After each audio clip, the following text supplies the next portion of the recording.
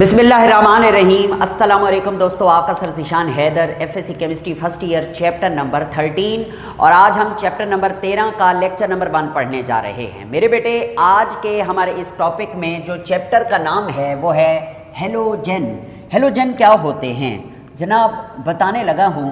Periodic table का group number 17 है, या आप इसको ग्रुप नंबर 7A भी कह सकते हैं। इसमें जो मेंबर पाए जाते हैं fluorine, chlorine, bromine, iodine, astatine, tennessine, ये सारे जो मेंबर हैं इन्हें हम लोग हेलोजेंस कहते हैं। हेलोजेंस क्यों कहते हैं? ये जो लफ्ज़ हेलोजेन है, आइए इसका मतलब देखते हैं। ये ग्रीक वर्ड्स से बना है। एक है हेलोस, हेलोस, और दूसरा क्या है? दूसरा है जेन। तो इन दोनों के अलग अलग मतलब हैं। हेलोस का मतलब होता है साल्ट यानी नमक, और जेन का मतलब है टू मेक यानी बनाने वाले। जी हाँ, साल्ट बनाने वाले एलिमेंट हेलोजन का लफ्ज़ी मतलब है, और यही एलिमेंट हैं जो साल्ट बनाते हैं। मेरे प्यारे बेटे, आपको मैं एग्जांपल देकर अभी समझा दूंगा कि अगर हम Na सोडियम, जो कि एक अल्कली मेटल है, उसका रिएक्शन हेलोजन यानी क्लोरीन के मालिक्यूल के साथ करवाएं तो ये आपस में रिएक्ट करके NaCl बना देते हैं, जिसे हम नमक कहते हैं। मैंने इंतहाई खूबसूरत गज़ल सुनाई थी आपको पिछले दिनों नमक के ऊपर के फूल पर बैठकर खुद पर इतराना भूल गई, फूल पे बैठकर खुद पर इतराना भूल गई, इतनी मस्त हुई तितली के पर फैलाना भूल गई। वो आई थी मेरे कमरे में अपने ख़त ले जाने के लिए, मेज़ पर पड़ी 2 तस्वीरें देख ख़त ले जाना भूल गई। साजन की यादें कमाल करती हैं, न जाने कब आ जाएं। गोरी आटा गूंद रही थी, नमक मिलाना भूल गई, नमक मिलाना भूल गई। नमक, जी हाँ, साल्ट बनाने वाले।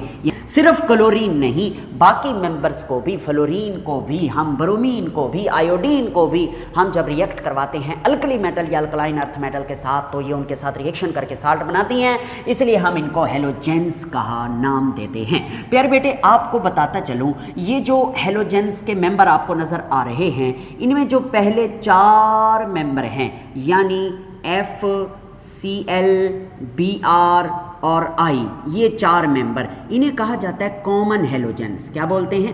कॉमन मेंबर्स या कॉमन एलिमेंट या कॉमन हेलोजेंस। ठीक हो गया। और जो बाकी 2 बच जाते हैं जैसे कि एस्टाटीन और टेनिसॉन, इनको नाम दिया जाता है रेडियो एक्टिव एलिमेंट या रेडियो एक्टिव हेलोजेंस। ठीक है, रेडियो एक्टिव हेलोजेंस जो हैं उनसे क्या मुराद है बेटा? जानी रेडियो एक्टिव उसे कहते हैं जिसमें से रेडिएशंस इमिट करती रहें और वो आहिस्ता आहिस्ता अपने आप को ख़त्म करता चला जाए, डीकम्पोज होता जाए, डीके, तबाह होता जाए, उसे हम रेडियो एक्टिव एलिमेंट कहते हैं। ये दोनों रेडियो एक्टिव एलिमेंट हैं, एस्टाटीन भी और टेनिसॉन भी। मिसाल के तौर पर मैं आपको यूँ समझाऊँ कि ये जो एस्टाटीन है ना, इसकी हाफ लाइफ होती है, हाफ लाइफ, आधी ज़िंदगी, वो होती है 8.3 हॉर। सर इसका क्या मतलब है? मैं आपको बताऊं, अगर हमारे पास 1 किलो एस्टाटीन होना, 1 किलो, तो 1.25 घंटे के बाद वो खुद ब खुद आधा किलो बच जाएगा। आधा किलो वो रेडिएट हो जाएगा, वो इमिट हो जाएगी, उसकी रेडिएशन की फॉर्म में वो ख़त्म हो जाएगा। इसीलिए ये रेडियो एक्टिव एलिमेंट्स जो है ये बहुत रेयर पाए जाते हैं। दे एग्जिस्ट वेरी रेयर, बहुत नायाब होते हैं, ये ज़्यादातर एग्जिस्ट ही नहीं करते। इसलिए हम इनके रिएक्शन भी स्टडी नहीं करते और इनकी प्रॉपर्टीज़ भी स्टडी नहीं करते। अगली बात सुनिएगा, ये जो आपको नज़र आ रही है ना हेलोजेंस, ये basically diatomic molecular form में एग्जिस्ट करते हैं। डाई एटॉमिक मॉलिक्यूलर फॉर्म, जी हाँ। कैसे? देखना, F2 fluorine, Cl2 chlorine, Br2 bromine, I2 iodine, ये इस हालत में एग्जिस्ट करते हैं। F2Cl2 Br2 I2 diatomic molecular form में एग्जिस्ट करते हैं ये सारे, ठीक है। हम इन चार को ही स्टडी करेंगे, इन दोनों को हम स्टडी नहीं करेंगे। आगे देखिएगा, उसके बाद वो जो चीज़ हमें बता रहा है वो ये है कि इनकी जो केमिकल प्रॉपर्टीज़ होती हैं, इन चारों की chemical properties they are similar to each other, ठीक है। इनकी प्रॉपर्टीज़ जो है वो सेम होती हैं, वो सिमिलर होती हैं, एक दूसरे से मिलती जुलती हैं, कोई इतना ज़्यादा फ़र्क नहीं होता। केमिकल प्रॉपर्टीज़ की बात कर रहा हूँ, या जिसे आप केमिकल रिएक्शन भी कहते हैं, इनके केमिकल रिएक्शन एक जैसे हुआ करते हैं, ठीक है। ओके जी, अब हम आगे चलते हैं। अगर हम इनकी वैलेंस शेल की जनरल इलेक्ट्रॉनिक कन्फिग्रेशन देखें, जनरल इलेक्ट्रॉनिक कन्फिग्रेशन, तो वो पता क्या होती है? वो होती है NS2Np5। इसका मतलब समझा दें सर, NS2Np5 से क्या मुराद है? NS2Np5 को समझने के लिए हम दो एलिमेंट की इलेक्ट्रॉनिक कन्फिग्रेशन ही कर लेते हैं, जैसे कि फ्लोरीन की और उसके बाद क्लोरीन की। प्यारा बेटे, ये जो फ्लोरीन है इसके पास 9 इलेक्ट्रॉन हैं, 1s2 2s2 2p5, 9 हो गए ना, 2 और 2 4 और 5 9। आगे चलिएगा ज़रा, उसके बाद क्लोरीन में 17 इलेक्ट्रॉन हैं, इसकी कन्फिग्रेशन होती है 1s2 2s2 2p6 3s2 3p5 3p5, ठीक है। अच्छा, अब ज़रा इनके शेल देखना, ये सबसे पहला शेल है जिसे हम K कहते हैं, और K शेल में सब शेल है 1s, उसमें 2 इलेक्ट्रॉन है। उसके बाद दूसरा शेल है L शेल, ये दूसरा शेल है जिसमें 2s में 2 इलेक्ट्रॉन हैं, 2p में 5 इलेक्ट्रॉन हैं।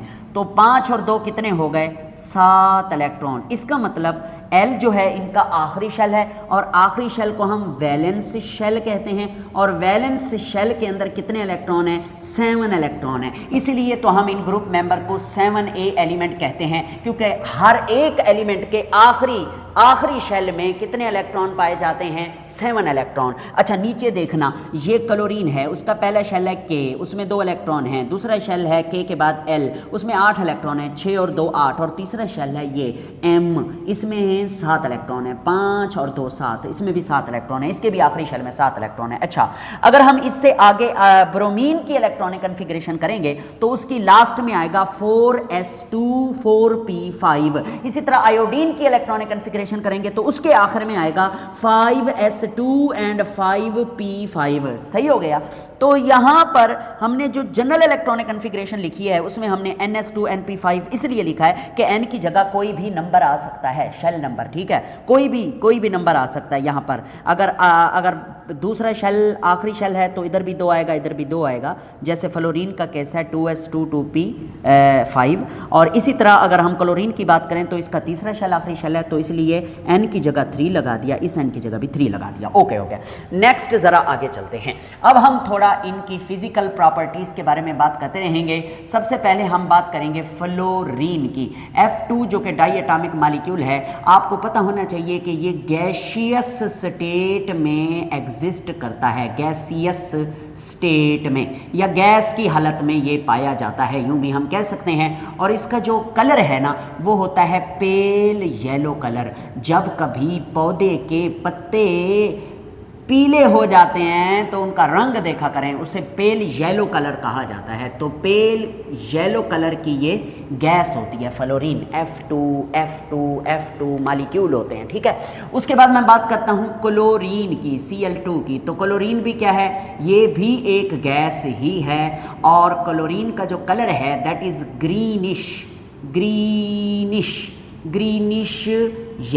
ग्रीनिश येलो इसका कलर होता है। ये लड़कियों को ज़्यादा पता होता है कलर्स का, हम बॉयज़ को पता नहीं चलता, हमें बस 2-4 कलर का पता होता है। जोड़े भी हम 3-4 कलर के पहन रहे होते हैं, काला कलर, फिरोज़ी कलर, चीटा कलर, भाई ये 3-4 कलर हैं जो मर्द पहनते हैं। ग्रीनिश येलो कलर होता है क्लोरीन गैस का, ये आपने याद रखना है। रूम टेम्परेचर पर फ्लोरीन भी गैस की स्टेट में एग्जिस्ट करती है, और क्लोरीन भी गैसियस हालत में ही रूम टेम्परेचर पर एग्जिस्ट करता है। अच्छा, अब मैं आपको एक बात बताना चाहता हूँ कि ये जो क्लोरीन है ना, क्लोरीन ये फर्स्ट हेलोजन है जो डिस्कवर हुआ था पहले। फर्स्ट हेलोजन जो कि रिकॉग्नाइज्ड हुआ था एज एन एलिमेंट, एलिमेंट के तौर पर। मतलब तुम कहना क्या चाहते हो? मैं ये कहना चाहता हूँ कि इन तमाम हेलोजन में से जो सबसे पहला हेलोजन डिस्कवर हुआ था वो क्लोरीन ही था, और ये भी पता चला कि क्लोरीन एक एलिमेंट भी है। जी हाँ, बस ये बात बतानी थी। उसके बाद वो कहता है कि ये जो क्लोरीन है ना, आल्दो ये टॉक्सिक है या ये पॉइजनस है, जो भी लिखना चाहें, टॉक्सिक है, ये जहरीला है, बट मगर इसकी हमारे जिस्म को ज़रूरत होती है, थोड़ी, बल्कि नहीं बहुत थोड़ी मिकदार में, वेरी वेरी स्मॉल अमाउंट में, वेरी वेरी स्मॉल अमाउंट में, मतलब बहुत थोड़ी मिकदार में हमारे जिस्म को इसकी ज़रूरत होती है, नीड है, बॉडी को नीड है, ज़रूरत है। क्या लिखा तुमने? But very small amount needed for our body. हाँ, फॉर आवर बॉडी, हमारे जिस्म के लिए, इस हमारे जिस्म को इसकी ज़रूरत होती है, थोड़ी मिकदार। इसलिए तो सर कैसे, कहाँ, कैसे हमारे जिस्म को ज़रूरत? बेटा जानी क्लोराइड की फॉर्म में। किसकी फॉर्म में? क्लोराइड, Cl-1 की शक्ल में हमारे जिस्म को इसकी ज़रूरत होती है। अच्छा सर, ये इसको क्लोराइड बोलते हैं? जी हाँ, इसको बोलेंगे क्लोराइड आइन। ठीक है, अगर Cl अकेला होगा ना, इसको बोलेंगे आप क्लोरीन एटम, क्लोरीन एटम। ठीक है, और अगर Cl2 की फॉर्म में होगा तो आप इसे कहेंगे क्लोरीन मालिक्यूल। ठीक है, और यही चीज़ बाकियों पे भी लागू हो जाएगी। मतलब अगर इधर Br-1 हो तो ब्रोमाइड आइन है, और Br atom, Br molecule, bromine molecule. खैर, तो सर क्लोराइड आइन की कैसे हमारे जिस्म को ज़रूरत होती है? हमारे जिस्म को नमक की ज़रूरत है। NaCl में सोडियम पे +1 का चार्ज है, Cl पे -1 का चार्ज है, तो Cl क्लोराइड आइन की सूरत में। मगर नमक थोड़ा खाना चाहिए, मैंने बता दिया ये टॉक्सिक है कि नहीं है? जी बिल्कुल है। और ज़रा आगे चलें, उसके बाद हम बात करेंगे, फ्लोरीन की हो चुकी, क्लोरीन की हो चुकी, ब्रोमीन की बात करेंगे, Br2। ब्रोमीन, आपको पता है ब्रोमीन को ब्रोमीन क्यों कहते हैं? ये एक ग्रीक वर्ड से इसका नाम निकला है। ग्रीक वर्ड वो कौन सा है? ब्रोमोस, ब्रोमोस ये ग्रीक वर्ड है। अच्छा, इंग्लिश में ब्रोमोस जो है का मतलब है स्टेंच। स्टेंच इंग्लिश वालों से पूछिएगा, सिनोनिम है। स्टेंच का मतलब है गंदी, ना खुशगवार, ना खुशगवार, बैड। ठीक है, बैड क्या मतलब भाई? ब्रोमोस का मतलब है स्टेंच। स्टेंच कहते हैं गंदी, ना खुशगवार, बैड। क्या बैड? ऑर्डर, बू। यानी ब्रोमीन की जो ऑर्डर है वो बैड एंड स्ट्रॉन्ग ऑर्डर है, बड़ी ज़बरदस्त का मतलब ये है कि बड़ी जालिम, स्ट्रॉन्ग का मतलब है जालिम, और बैड का मतलब है गंदी। क्या ऑर्डर आती है किस में से? ब्रोमीन में से, इसलिए इसको ब्रोमीन कहते हैं। और ये फिजिकली लिक्विड स्टेट में एग्जिस्ट करता है रूम टेम्परेचर के ऊपर, और इसका जो कलर है that is reddish brown. Reddish brown colour, जैसे सरकारी इमारतों का कलर होता है, आप कह सकते हैं रेडिश ब्राउन कलर। ठीक है, अच्छा, और उसके अलावा ये एक वोलाटाइल लिक्विड है। वोलाटाइल लिक्विड मतलब ये अगर रूम टेम्परेचर पे आप इसे खुले बर्तन में रख दें तो इसमें से वेपर्स बनते हैं, इसके फ्यूम्स बनते हैं। ये लिक्विड से वेपर्स में चेंज होता चला जाता है, और इसके वेपर्स का कलर है वो ऑरेंज होता है, माल्टे वाला। उसके बाद हम अगर ब्रोमीन के बारे में देखें तो ये जो है ये दैट इज़ कोरेसिव। कोरेसिव का मतलब होता है कि ये जलाने वाला होता है, जला देने वाला, मतलब जिल्द को ये नुकसान पहुंचाता है। और मैंने एक जगह पढ़ा था कि अगर किसी इंसान के जिस्म पे ये ब्रोमीन पड़ जाए तो उससे वो उसकी जिल्द जल जाएगी प्योर फॉर्म में। अगर ये हो तो उससे जो ज़ख़म होगा वो जल्दी हील नहीं होगा, वो आहिस्ता आहिस्ता भरेगा, जैसे आशिकों का ज़ख़म आहिस्ता आहिस्ता भरता है। हैं वो क्या शेर है कि ज़ख़म पे ज़ख़म खा के जी, अपने लहू के घूंट पी, आह न कर लबों को सी, ये इश्क है दिल लगी नहीं। जी हाँ, तो ब्रोमीन से बंदा अगर जल जाए तो आहिस्ता आहिस्ता हील करता है। ब्रोमीन के बारे में इतना ही था। नेक्स्ट हम आगे चलते हैं और आयोडीन की बात करते हैं। I2 आयोडीन, आपको पता है आयोडीन जो है that is exist as solid state में ये पाया जाता है। और अगली बात सुनिएगा, इसका जो कलर है ना, कलर वो होता है शाइनी यानी चमकदार, शाइनी ग्रेइश ब्लैक, ठीक है, ग्रे ब्लैक BLACK। आज जैसे मैंने सूट जो पहना हुआ है ना, इसका भी कलर ग्रेश है भाई, प्योर ब्लैक नहीं है, मतलब कैमरे में तो नहीं समझ आएगा मगर इसका ग्रेश ब्लैक कलर है। मगर ये शाइनी नहीं है बेचारा, क्योंकि लड़कियों के कपड़े बड़े शाइनी होते हैं, चमकते धमकते, शाइनी। अच्छा, शाइनी से क्या मुराद है? चमकदार। उर्दू में लिख दूं? हाँ, चमकदार। अच्छा, चमकदार के लिए एक और लफ्ज़ यूज़ होता है लस्टरस। लिख दूं? सर लिख दें, lustrous.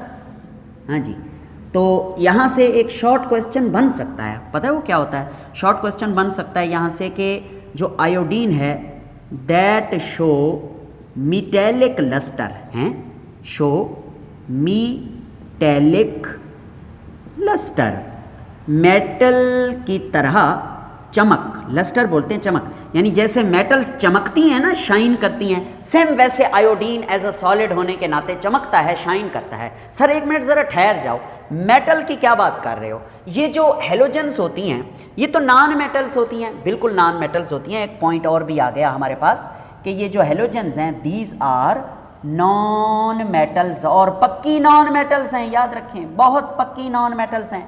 They have ability to gain electrons, ये इलेक्ट्रॉन गेन करने की एबिलिटी रखती हैं। और आपको पता है जो इलेक्ट्रॉन गेन करना जानते हैं हम उन्हें ऑक्सीडाइजिंग एजेंट्स कहते हैं। ऑक्सीडाइजिंग एजेंट्स जो दूसरों से इलेक्ट्रॉन छीन लें उन्हें हम ऑक्सीडाइजिंग एजेंट कहते हैं, और ये नॉन मेटल्स हैं। और मज़ेदार बात, पूरी पीरियोडिक टेबल में सबसे ज़्यादा रिएक्टिव नॉन मेटल हैं। सबसे ज़्यादा क्या हैं? रिएक्टिव। तो मैं एक पॉइंट और भी लिख देता हूँ, they are most reactive non metal. ये जितनी बातें मैं आपको बता रहा हूँ इनको आपने नोट करना है, ठीक है, ताकि आपके ये काम आए। तो दे आर मोस्ट रिएक्टिव, ओए होए मेटल्स नहीं, नॉन मेटल्स। जी हाँ मेरे प्यारे बेटे, these are most reactive non metal, सबसे ज़्यादा रिएक्टिव नॉन मेटल्स होती हैं। ओके, पढ़ाने को बहुत कुछ होता है मगर हम अपनी बुक को भी थोड़ा सा मद्देनज़र रखेंगे ताकि हमें बात समझ आती रहे। अच्छा, तो हम बात कर रहे थे कि जिस तरह मेटल चमकती है, मतलब चांदी की अंगूठी है तो वो चमकेगी, सोना है तो वो भी चमकेगा। क्यों चमकेगा? उसकी वजह क्या है वो भी बताता हूँ। इसके साथ ही आयोडीन भी चमकता है, आयोडीन भी मेटल्स की तरह शाइन करता है, जिस तरह मेटल्स शाइन करती हैं। ऐसा क्यों है कि मेटल की तरह ये क्यों शाइन करता है? मैं आपको इसकी वजह बताता हूँ। फ़र्ज़ करो ये आयोडीन का न्यूक्लियस है, उसका पहला शेल, दूसरा शेल, तीसरा शेल, चौथा शेल, पाँचवां शेल, छठा शेल, ये सारे उसके शेल हैं, ठीक है। अच्छा, अब होता क्या है कि इन शेलों में इलेक्ट्रॉन होते हैं, ठीक है। ये फ़र्ज़ करो ये इसका जो भी शेल है, आखिरी है या दूसरा तीसरा जो भी है, इसका शेल है, ठीक है, इसमें मुख्तलिफ इलेक्ट्रॉन होते हैं। अच्छा, अब होता ये है कि आयोडीन को जब हम इधर रूम में या सूरज की रोशनी में लेकर आएंगे तो इसके ऊपर, सूरज की रोशनी में लेकर आएंगे तो इस पर सनलाइट पड़ेगी। अगर हम कमरे में लेकर आएंगे तो इसके ऊपर ज़ाहिर है बल्ब जल रहा होगा, बल्ब की रोशनी पड़ेगी तो वो हमें चमकीली नज़र आएगी, चमकती हुई, शाइन करती हुई। रीज़न सुन लीजिएगा, जैसे ही लाइट पड़ती है, चाहे वो सूरज की रोशनी हो चाहे बल्ब से आने वाली विजिबल लाइट हो, तो ये इस इलेक्ट्रॉन पर पड़ेगी, ठीक है। ये इलेक्ट्रॉन क्या करेगा? ये इस जगह से जंप करके हायर ऑर्बिट्स में चला जाएगा। ऑर्बिट तो होते हैं पड़े ना, एक्साइट कर जाएगा, इसको बोलते हैं एक्साइटेशन, ठीक है। इलेक्ट्रॉन जो है वो एक्साइट कर जाएगा, एक्साइटेड स्टेट पे चला जाएगा एनर्जी लेकर। अच्छा, जैसे ही ऊपर जाएगा इलेक्ट्रॉन वहाँ टिक कर रहेगा नहीं, फ़ौरन वापस जो है ना उधर से अपने घर में वापस आ जाएगा। जैसे ही वापस आएगा तो इस इलेक्ट्रॉन ने जो एनर्जी गेन की थी वही एनर्जी ये इमिट करेगा, खारिज करेगा in the form of light, in the form of चमक, लस्ट्रस, वही हमारी आंखों पे पड़ेगी और वो हमें आयोडीन या कोई भी मेटल चमकीला नज़र आएगा। यानी इधर कौन सा फिनोमिनन हो रहा है, excitation of electron and D excitation of electron. Excitation और डी एक्साइटेशन की वजह से हमें ये मेटेलिक लस्टरस की तरह, यानी जैसे मेटल चमकती हैं वैसे भी आयोडीन चमकती हुई नज़र आती है। ओके, उसके बाद ज़रा आगे चलेंगे। आपको एक और शॉर्ट क्वेश्चन देने लगा हूँ। शॉर्ट क्वेश्चन हमारी टेक्स्ट बुक में क्विक चेक है। क्विक चेक क्या है, पेज नंबर है 285, ठीक है 285, मेरे हाथों में किताब है। 285 पेज पर पहला 13.1 क्विक चेक है कि पहला क्विक चेक है which halogen elements are radioactive. पहला तो ये है कि कौन सी हेलोजेंस हैं जो रेडियो एक्टिव हैं। प्यारे बेटे, आपने बताना है कि यही दो ही हैं रेडियो एक्टिव, एस्टाटीन और टेनिसॉन। इनके सिंबल भी लिख देने हैं, इनके नाम भी लिख देने हैं, बुक में लिखे हुए हैं। ओके, उसके बाद यानी कि क्विक चेक 13.1 का ए पार्ट तो हम डिस्कस कर चुके। अब जरा बी पार्ट की बात करते हैं। बी पार्ट जो है वो बड़ा ज़बरदस्त है। देखें बी पार्ट में क्वेश्चन उसने क्या लिखा है कि what is the reason behind the different colours of halogen. Halogens के मुख्तलिफ जो कलर्स हैं उसकी वजह क्या है। आपसे दो तरह का सवाल पूछा जा सकता है। या तो वो पूछेगा कि जैसे यहाँ क्विक चेक में मौजूद था कि कलर चेंज क्यों है, या वो आपसे पूछेगा कि why the colour of halogens become darken when we move from top to bottom. जब हम ऊपर से नीचे आते हैं तो रंग गहरे क्यों होते चले जा रहे हैं, तो उसकी बेहतरीन वजह आप सुनते जाइए। सबसे पहली बात, कोई चीज़ हमें जो नज़र आती है रंगीन नज़र क्यों आती है, वजह बताता हूँ आपको। लेट्स सपोज हमारे पास, लेट्स सपोज नहीं बल्कि हकीकत में हमारे पास ये एक टोपी है, कैप है, किसकी, मार्कर की। ये हमें रेड नज़र आ रही है, मुझे नज़र आ रही है रेड, आपको भी आ रही होगी। ये हमें रेड नज़र इसलिए आ रही है क्योंकि इसके ऊपर विजिबल लाइट पड़ रही है। विजिबल लाइट में 7 रंग होते हैं, 7 रंगों में से तमाम कलर इसके अंदर जज्ब हो जाते हैं। जो जज्ब नहीं होता वो रिफ्लेक्ट होता है, और जो रिफ्लेक्ट होकर हमारी आंखों में पड़ता है वही हमें नज़र आता है। उस जो भी हमारे आंखों में पड़ा है कलर, वही कलर हमें नज़र आ रहा है, यानी जो रिफ्लेक्ट होगा वो हमें नज़र आएगा। इसका मतलब रेड रिफ्लेक्ट हुआ तो हमें रेड कलर ही नज़र आ रहा है। ठीक हो गया, हाँ जी, इसीलिए हमें कोई चीज़ कलर्ड नज़र आती है। अब समझिएगा मेरी बात को, ये जो जब हम ऊपर से नीचे आते हैं ना तो साइज़ में इजाफा होता है, हेलोजन में साइज़ में इजाफा होता है। ये फ्लोरीन का साइज़ छोटा, ब्रोमीन क्लोरीन का बड़ा, ब्रोमीन का और बड़ा, आयोडीन का और बड़ा, साइज़ में इजाफा होता है। साइज़ जो है वो इंक्रीज़ होता है। अच्छा, साइज़ इंक्रीज़ होने से क्या होता है देखिएगा। फ़र्ज़ करो ये हमारे पास है फ्लोरीन का न्यूक्लियस, ये है उसका पहला शेल, इसमें 2 इलेक्ट्रॉन हैं, और ये है उसका दूसरा शेल, इसमें होते हैं 7 इलेक्ट्रॉन। पता है ना आपको? जी हाँ, बिल्कुल ऐसे ही है। इसी तरह साथ में हम क्लोरीन को बना लेते हैं। क्लोरीन का न्यूक्लियस है, ये उसका पहला शेल है, ये उसका दूसरा शेल है, ये उसका तीसरा शेल है। पहले शेल में 2 इलेक्ट्रॉन होते हैं, दूसरे शेल में होते हैं 8 इलेक्ट्रॉन, और उसके बाद तीसरे शेल में होते हैं 7 इलेक्ट्रॉन। ओके, हो गया जी जनाब। अब समझिएगा, वैलेंस शेल आखिरी शेल को कहते हैं। आखिरी शेल वो वाला जिसमें इलेक्ट्रॉन होते हैं। ये दूसरा शेल आखिरी शेल है, ये इसका वैलेंस शेल है, वी शेल, और इसका तीसरा शेल आखिरी शेल है, तो वी शेल इसका तीसरा शेल है। अच्छा, आगे भी तो शेल्स हैं, बिल्कुल हैं पड़े, मगर उनमें इलेक्ट्रॉन्स नहीं हैं, तो इसलिए हम उनको वैलेंस नहीं कहते। वैलेंस हम इसी को कहते हैं जिसमें इलेक्ट्रॉन हो। अच्छा, अब क्या होगा मैं आपको बताऊं, जब इस पर लाइट पड़ेगी ना, लाइट, तो जो आखिरी शेल के इलेक्ट्रॉन हैं वो एक्साइट होना चाहेंगे। एक्साइट मतलब इस शेल को छोड़कर बाहर वाले शेल में जाना चाहेंगे। ठीक है, हाँ जी, तो जाने के लिए उनको इस न्यूक्लियस के साथ जो रिश्ता है वो तोड़ना होगा। समझना मेरी बात, इस न्यूक्लियस के साथ रिश्ते को तोड़ना होगा, मतलब ज़्यादा एनर्जी चाहिए होगी इस इलेक्ट्रॉन को इधर से ऊपर जाने के लिए। क्यों ज़्यादा एनर्जी? क्योंकि न्यूक्लियस जो है वो इस इलेक्ट्रॉन के करीब है। न्यूक्लियस का इस इलेक्ट्रॉन से जो रिश्ता है वो पक्का है, क्योंकि न्यूक्लियस करीब है, न्यूक्लियस पे पॉजिटिव चार्ज है, इलेक्ट्रॉन पे नेगेटिव चार्ज है। तो इस इलेक्ट्रॉन को एक्साइट करने के लिए ज़्यादा एनर्जी वाली लाइट चाहिए। तो जिस एनर्जी की लाइट ज़्यादा हो उसकी वेवलेंथ कम होती है, क्योंकि हमने एक फार्मूला पढ़ा हुआ है कि energy is inversely proportional to wavelength. अगर ज़्यादा एनर्जी वाली लाइट आ रही है तो कम वेवलेंथ होगी उस लाइट की, क्योंकि लाइट जो है वो वेव्स की सूरत में होती है। ठीक है, अच्छा, और मुख्तलिफ कलर वाली लाइट जो है उसकी मुख्तलिफ वेवलेंथ और मुख्तलिफ एनर्जी होती है, तो ज़्यादा कंफ्यूज नहीं होना आपने हैं। तो कम एनर्जी ज़्यादा एनर्जी वाला कलर आएगा, इसको जो है ना इलेक्ट्रॉन को एक्साइट करेगा। ठीक है, तो जब ज़्यादा एनर्जी वाला आएगा तो कम वेवलेंथ, इसका मतलब कम वेवलेंथ वाली लाइट जज्ब हो रही है। अगर मैं इधर बात करूँ ना, इधर बात करूँ तो इधर जो है ना, इस इलेक्ट्रॉन को एक्साइट करने के लिए जब इस पर लाइट पड़ेगी तो ये इधर एक्साइटेड स्टेट में जाएगा, मगर इस इलेक्ट्रॉन को एक्साइट करने के लिए आपको थोड़ी एनर्जी चाहिए, थोड़ी एनर्जी वाली लाइट चाहिए, लेस एनर्जी वाली लाइट। क्यों? क्योंकि इसका न्यूक्लियस जो है वो दूर है, ठीक है, क्योंकि ये तीसरे शेल में है, इसका एनर्जी गैप जो है वो कम है, इसका एनर्जी गैप ज़्यादा था, इसका एनर्जी गैप जो है वो कम है। थोड़ी एनर्जी चाहिए इस इलेक्ट्रॉन को एक्साइट करवाने के लिए, तो थोड़ी एनर्जी, कम एनर्जी वाली रोशनी जो इसमें जज्ब होगी तो उसकी फिर वेवलेंथ क्या होगी? ज़्यादा होगी। तो जब ज़्यादा वेवलेंथ वाली लाइट जज्ब होती है तो कलर जो है वो ज़्यादा डार्क नज़र आते हैं। समझ आ रही है? इसीलिए फ्लोरीन से जब हम क्लोरीन में आएंगे तो कलर डार्क हो जाएगा, फिर हम ब्रोमीन में आएंगे, उसका साइज़ और बड़ा होगा तो उसका एनर्जी गैप और कम हो जाएगा, आखिरी इलेक्ट्रॉन न्यूक्लियस से दूर होगा तो उसको एक्साइट कराने के लिए कम एनर्जी वाली लाइट चाहिए होगी। तो कम एनर्जी वाली लाइट की वेवलेंथ क्या होती है? ज़्यादा होती है, इसलिए ज़्यादा वेवलेंथ वाली लाइट जब जज्ब होती है तो कलर जो है वो डार्क नज़र आता है। ये मैंने ओवरऑल आइडिया दिया है, इसकी डिटेल में बहुत कुछ पढ़ाया जा सकता है, तो आपने इसकी डिटेल में नहीं घुसना। अगर आप सिंपल लिखना चाहते हैं इस सवाल का आंसर कि कलर चेंज क्यों होता है हेलोजन का या डार्क क्यों होता जाता है, तो पेज नंबर 283 पर आखिरी पैराग्राफ की 5वीं लाइन के एंड में लिखा हुआ है the colours of halogen darken progressively. ऊपर से नीचे जैसे आप आ रहे हैं क्लोरीन टू आयोडीन, तो कलर जो है वो क्या हो रहे हैं? डार्कन हो रहे हैं। डार्कन का मतलब है गहरे होते चले जा रहे हैं। The trend of colour change, colour का चेंज होना फ्रॉम क्लोरीन टू आयोडीन, इधर वो क्लोरीन टू आयोडीन की बात कर रहा है, is due to change in absorption of light as a result of electron transition within the molecule of respective halogen. इधर तक आप लिख दें तो भी ठीक है, अगर आप इधर तक नहीं लिखते तो मैं क्विक इसका जो आंसर है, मज़ीद बेहतर आंसर, वो डिस्क्रिप्शन में भी लिख दूंगा, आप वहाँ से भी नोट कर सकते हैं, ठीक है।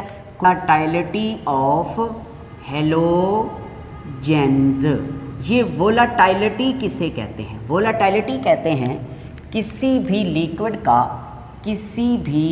लिक्विड का रूम टेम्परेचर के ऊपर खुद ब खुद वेपर्स में चेंज होना। This property is called volatility, ठीक है। वोलाटिलिटी मतलब पेट्रोल और पानी की बात करें तो पेट्रोल वोलाटाइल है। आप 2 बर्तन लेकर एक में पानी रख दें, एक में पेट्रोल रख दें, मिकदार दोनों की बराबर हो तो 3-4 घंटे के बाद आप आएंगे देखेंगे पेट्रोल होगा ही नहीं। क्यों नहीं होगा? क्योंकि पेट्रोल वोलाटाइल है, पेट्रोल उड़ जाता है। उड़ क्या मतलब? लिक्विड से वेपर में चेंज हो जाता है। अगर आपको वोलाटिलिटी की समझना है ना, अपनी मोटरसाइकिल की टैंकी का ढक्कन खोल के ना 3-4 चक्कर शहर के लगा लेना, आपको पता चल जाएगा वोलाटिलिटी किसे कहते हैं। पेट्रोल उड़ जाएगा। जी बिल्कुल, जो चीज़ उड़ जाए उसे हम वोलाटाइल कहते हैं, ठीक है। अच्छा, हमारे पास हैं 4 हेलोजन। सबसे पहला क्या है? F2, ठीक है। आपको पता है ये तो है ही गैस की हालत में रूम टेम्परेचर पर, ठीक है। तो जो चीज़ ऑलरेडी वेपर्स में है हम उसकी वोलाटिलिटी को चेक नहीं करेंगे। ये क्या? ये तो है ही गैस, हम इसको लिक्विड में लाना भी चाहें तो बड़ी मुश्किल है, इसलिए ये गैसियस स्टेट में रहता है। हम इसकी वोलाटिलिटी को डिस्कस ही नहीं करते। उसके बाद बात करते हैं क्लोरीन की, Cl2 की। तो क्लोरीन की, उसके बाद है ब्रोमीन, उसके बाद है आयोडीन। मेरे प्यारे बेटे, आपको पता है कि ये जो आयोडीन है ये सॉलिड स्टेट में एग्जिस्ट करता है और ये जो ब्रोमीन है ये लिक्विड स्टेट में एग्जिस्ट करता है। क्लोरीन गैसियस स्टेट में एग्जिस्ट करता है रूम टेम्परेचर पर। मगर हम क्या कर रहे हैं? हम इस क्लोरीन को गैस से लिक्विड में चेंज कर रहे हैं। जैसे ही हम क्लोरीन को गैस से लिक्विड में चेंज करके फिर लिक्विड फॉर्म में ओपन कंटेनर के अंदर हम रूम में इसको रख देंगे तो ये फ़ौरन किस में चेंज होना शुरू हो जाएगा? ये फ़ौरन जो है लिक्विड से वेपर्स में चेंज होना शुरू हो जाएगा। यानी सबसे ज़्यादा जो वोलाटाइल है दैट इज़ क्लोरीन। अगर आप क्लोरीन को लिक्विड स्टेट में रखते हैं और फिर रूम टेम्परेचर पर इसको रखते हैं तो सबसे ज़्यादा मोस्ट वोलाटाइल जो है, मोस्ट वोलाटाइल या वेरी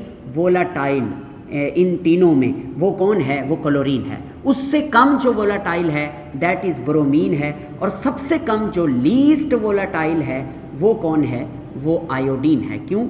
आयोडीन है वोलाटाइल मगर लीस्ट वोलाटाइल है।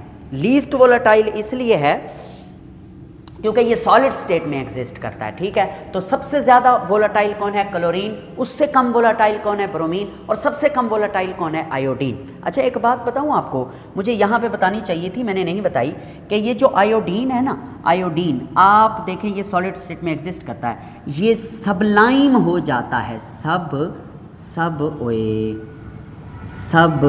सबलाइम हो जाता है जब आप इसको हीट करते हैं। सर सबलाइम से क्या मुराद है? मैं बताता हूँ। सब्लिमेशन एक लफ्ज़ है। कुछ सॉलिड ऐसे होते हैं जिनको आप जब हीट करते हैं तो वो लिक्विड में मेल्ट नहीं होते, बल्कि सॉलिड से डायरेक्ट वेपर्स में चेंज हो जाते हैं, गैस हालत में चेंज हो जाते हैं। इस प्रोसेस को बोलते हैं सब्लिमेशन, यानी किसी भी सॉलिड का हीट करने से डायरेक्ट सॉलिड से वेपर में तब्दील हो जाना directly, that is called sublimation. आपने पुरानी किताब में पढ़ा है सब्लिमेशन। तो जो आयोडीन है, जब आप इसको हीट करते हैं ना तो ये लिक्विड में चेंज नहीं होता सॉलिड से, ये डायरेक्ट वेपर में चेंज हो जाता है, तो it's Sublime on heating. Iodine Sublime हो जाता है, ये आपने याद रखना है। अच्छा, आगे चलते हैं मेरे प्यारे बेटे। तो सर जी आप हमें बता सकते हैं ये वोलाटाइलिटी की नेचर चेंज क्यों है? यानी क्लोरीन सबसे ज़्यादा वोलाटाइल है अगर वो लिक्विड हालत में हो, ब्रोमीन कम और आयोडीन सबसे कम। तो जी हाँ, बिल्कुल, इसका ताल्लुक है बेसिकली साइज और इंटरमालिक्यूलर फोर्सेस के साथ। Size is directly proportional to intermolecular forces and intermolecular forces are inversely proportional to volatility. प्यारे बेटे ये देखें, जो साइज है ना that is directly proportional to IMF, intermolecular forces. Intermolecular forces का आपको पता है, the forces which are present between the molecule, यानी F2 के दरमियान जो मालिक्यूल के दरमियान जो फोर्सेस होंगी हम उन्हें इंटरमालिक्यूलर फोर्सेस कहेंगे। इसी तरह Cl2 के दरमियान। हाँ, तो साइज जो होता है ना, जितना बड़ा मालिक्यूल का साइज होगा ना उतना ज्यादा उसमें इंटरमालिक्यूलर फोर्सेस होंगी, मतलब मालिक्यूल दूसरे मालिक्यूल से जकड़ा हुआ होगा, बंधा हुआ होगा, और उतनी कम उसकी वोलाटाइलिटी होगी।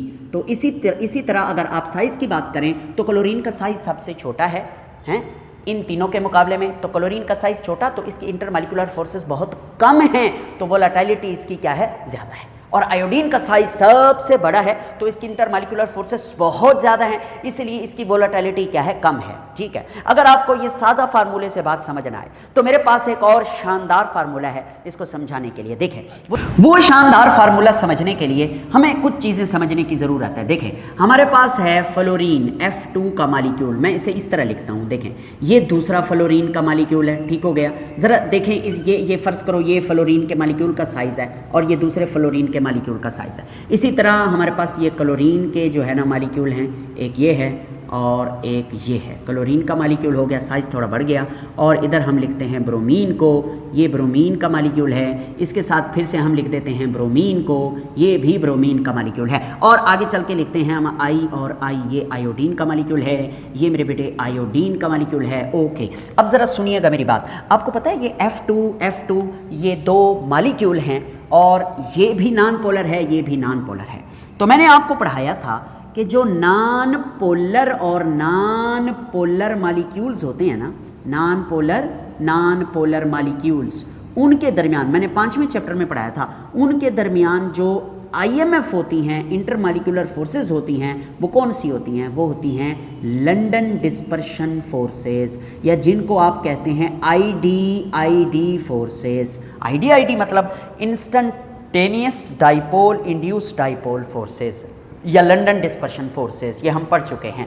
तो इनके दरमियान भी लंदन डिस्पर्शन फोर्सेस होंगी, इधर भी ID, इधर भी ID, इधर भी ID फोर्सेस होंगी। ओके, हाँ जी। अब फार्मूला देखिएगा, फार्मूला क्या है मैं बताने लगा हूँ। देखिएगा, फार्मूला है कि किसी भी एटम का किसी भी मॉलिक्यूल का जो साइज होता है that is directly proportional to polarise ability.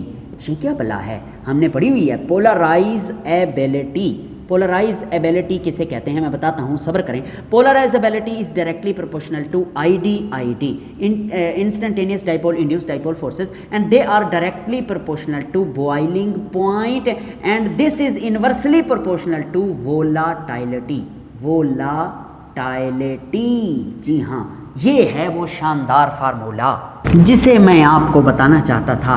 जी हाँ जनाब, पहले तो हम पोलराइजेबिलिटी को थोड़ा सा देख लेते हैं, उसके बाद हम आगे चल के बाकी चीज़ों को स्टडी करेंगे। पोलराइजेबिलिटी मैंने आपको पढ़ाई थी, पता क्या है? पोलराइजेबिलिटी होती है किसी भी मॉलिक्यूल कि वो प्रॉपर्टी जिसकी वजह से वो अपने आप को पोलराइज कर ले। पोलराइज का मतलब अपने पोल्स बना ले। कैसे? देखो, ये आपके पास क्लोरीन का एक मॉलिक्यूल है, ये दूसरा मॉलिक्यूल है। ये वाला मॉलिक्यूल इस मॉलिक्यूल के जब करीब आता है तो ये वाले मॉलिक्यूल के जो इलेक्ट्रॉन्स हैं वो इस वाले मॉलिक्यूल के इलेक्ट्रॉन्स को धक्के मारकर उस तरफ कर देते हैं। तो इस मॉलिक्यूल के इलेक्ट्रॉन जब इधर जाएंगे यानी राइट साइड पे हो जाएंगे तो राइट साइड पर इस मॉलिक्यूल के ऊपर पार्शियल नेगेटिव चार्ज आ जाएगा क्योंकि इलेक्ट्रॉन उधर हो गए, और इधर पार्शियल पॉजिटिव चार्ज आ जाएगा। ठीक हो गया। अब ये जो मॉलिक्यूल है आप इसको बोलते हैं इंस्टेंटेनियस डाईपोल। इसमें दो पोल बन गए हैं, नेगेटिव पोल, पॉजिटिव पोल। तो ये है इंस्टेंटेनियस डाईपोल। ठीक है। इसमें क्या हुआ है, इसमें इलेक्ट्रॉनिक क्लाउड डिस्टॉर्ट हो गया है, मतलब इलेक्ट्रॉन की जो तरतीब है वो बिगड़ गई है। तो इलेक्ट्रॉन की तरतीब के बिगड़ने से ही एक तरफ इलेक्ट्रॉन चले गए हैं तो नेगेटिव और इधर पॉजिटिव। तो इसी एबिलिटी को, इलेक्ट्रॉन के बिगाड़ की एबिलिटी को पोलराइज एबिलिटी कहते हैं। और पोलराइज एबिलिटी साइज के ऊपर डिपेंड करती है। जितना बड़ा साइज होगा उसमें पोल्स बनने की एबिलिटी उतनी ज़्यादा होगी, उसमें पोलैरिटी पैदा होने की एबिलिटी उतनी ज़्यादा होगी। ये बात जहन में रखनी है। अच्छा, अगली बात, ये तो इंस्टेंटेनियस डाईपोल है। जैसे ही ये डाईपोल बनेगा ये इसको भी डाईपोल बना देगा, मतलब इसका पॉजिटिव इसके इलेक्ट्रॉन को अपनी तरफ अट्रैक्ट करेगा जिसकी वजह से इसके ऊपर पार्शियल नेगेटिव और इधर इस तरफ पार्शियल पॉजिटिव आ जाएगा। तो ये भी डाईपोल बन गया। मगर इस डाईपोल को बोलते हैं आप इंड्यूस्ड डाईपोल। इंड्यूस्ड, ठीक है। ये इंस्टेंटेनियस डाईपोल है, ये इंड्यूस्ड डाईपोल है। तो इनके दरमियान जो इंटरमॉलिक्यूलर फोर्सेस जन्म लेती हैं, पैदा होती हैं थोड़ी देर के लिए और फिर खत्म हो जाती हैं, उन्हें हम नाम देते हैं instantaneous dipole, induced dipole forces या लंदन डिस्पर्शन फोर्सेस। प्यारे बेटे, अब आगे चलिएगा। इधर भी इंस्टेंटेनियस डाईपोल होती हैं, इधर भी इंस्टेंटेनियस डाईपोल, इंड्यूस्ड डाईपोल होती हैं, इधर भी इंस्टेंटेनियस डाईपोल, इंड्यूस्ड डाईपोल होती हैं। तो मैंने आपको यहाँ पे फार्मूला जो समझाया है उस फार्मूले से आपको बात समझ आ जाएगी कि size is directly proportional to polarisability. जितना बड़ा साइज उतना ज्यादा पोलराइजेबिलिटी, जितना ज्यादा पोलराइजेबिलिटी उतनी मजबूत आईडी फोर्सेस, और जितनी मजबूत आईडी फोर्सेस हैं उस लिक्विड को बॉईल करना बहुत मुश्किल है, तो उसका बॉइलिंग पॉइंट बहुत ज्यादा, और बॉइलिंग पॉइंट ज्यादा तो वोलाटिलिटी कम। अब समझना, फ्लोरीन की बात करें, फ्लोरीन को छोड़ो भाई, इसको छोड़ो, क्लोरीन की बात करो। क्लोरीन का साइज छोटा है इन तीनों में से, तो क्लोरीन का साइज कम है तो पोलराइजेबिलिटी भी कम, आईडी फोर्सेस भी कमजोर, बॉइलिंग पॉइंट भी कम, तो वोलाटिलिटी ज्यादा। हाँ, क्लोरीन ज्यादा वोलाटाइल है। इसी तरह अगर हम आयोडीन की बात करें तो आयोडीन का साइज इन तीनों में से सबसे बड़ा है। आयोडीन का साइज ज्यादा तो उसकी पोलराइजेबिलिटी ज्यादा, उसकी इंटरमॉलिक्यूलर फोर्सेस ज्यादा, उसका बॉइलिंग पॉइंट ज्यादा और उसकी वोलाटिलिटी कम, क्योंकि वोलाटिलिटी इन सब के इनवर्सली प्रोपोर्शनल है। आ गई समझ के? नहीं आई? बिल्कुल आपको समझ आ जानी चाहिए। अगली बात आप सुन लीजिए कि ये जो फ्लोरीन है, ये फ्लोरीन आपको बताया गैस है, क्लोरीन भी गैस है, मगर ब्रोमीन लिक्विड है, आयोडीन सॉलिड है। ये गैस फिर लिक्विड फिर सॉलिड, ऐसा क्यों है? Due to increase in intermolecular forces. Fluorine के दरमियान बहुत कम फोर्सेस हैं, ना होने के बराबर हैं। क्लोरीन के दरमियान हैं थोड़ी बहुत फोर्सेस। ब्रोमीन और ब्रोमीन के दरमियान बहुत अच्छी खासी फोर्सेस हैं, इसलिए ये लिक्विड फॉर्म में एग्जिस्ट करता है। आयोडीन और आयोडीन के दरमियान साइज बड़ा होने की वजह से बहुत ज्यादा अच्छी खासी इंटरमॉलिक्यूलर फोर्सेस एग्जिस्ट करती हैं, इसलिए आयोडीन किस हालत में पाया जाता है? सॉलिड हालत में पाया जाता है। ठीक हो गया मेरे बेटे? यस सर, ठीक हो गया। अच्छा, अब यहां पर लेक्चर तो हम खत्म कर रहे हैं। आप ऐसा करें, इसका स्क्रीनशॉट ले लें। जी हाँ, ले लीजिए। टिक टिक टिक टिक टिक टिक, ले लिया जी, ले लिया। ओके।